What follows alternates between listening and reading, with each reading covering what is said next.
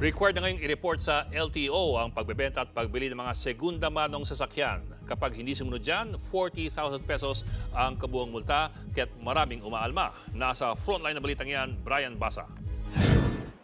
Second-hand ba ang sasakyan o motor ninyo? Nakapangalan na ba ito sa inyo o nasa unang may-ari pa rin ito? May inilabas kasing utos ang Land Transportation Office. Obligado na raw ang mga nagbenta at bumili ng segunda manong sasakyan na i-report sa LTO ang nangyaring bentahan. Kung hindi, may multang aabot sa 40,000 pesos ang mahuhuling hindi susunod. Sa administrative order na inilabas ng LTO noong August 30, nakadetalye ang mga responsibilidad ng seller at buyer ng sasakyan.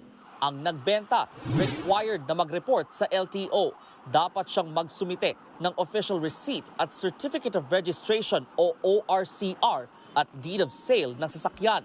Dapat ding magpakita ang seller at ang buyer ng kanilang ID. May 5 araw na palugit para kumpletuhin ang requirement na yan pagkatapos ng bentahan. Habang ang buyer, merong 20 working days para maipalipat ang pangalan ng may-ari ng sasakyan. Tig 20,000 pesos ang multa kung hindi nila nagawa ang mga naturang requirement.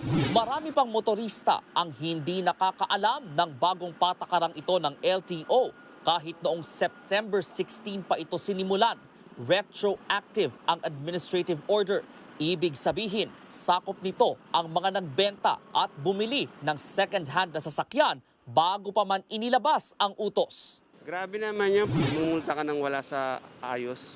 Lalo na yung pinagbila mo ng motor galing pa ng probinsya. Nakakagulat para sa amin na ganon, yung kalaki yung multa. Kailangan siguro mapag-aralan po mismo ng LTO kung paano po yung dapat maging proseso nung kanilang pinapatupad na batas na yan.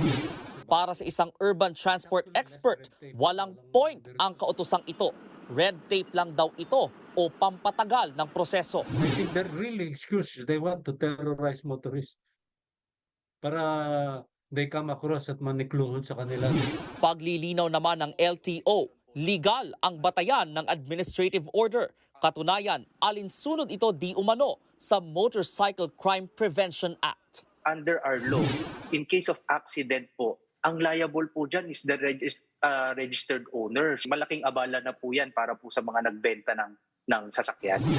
Pag-aaralan naman daw ng LTO ang pagpapalawig ng deadline para sa mga dati nang nagbenta at bumili ng segunda manong sasakyan bago pa man inilabas ang kautusan. Hindi rin daw agad babawiin ang lisensya ng mga mahuhuling lalabag, pero magkaka-record sila sa LTO. Nagbabalita mula sa Frontline, Brian Basa, News 5.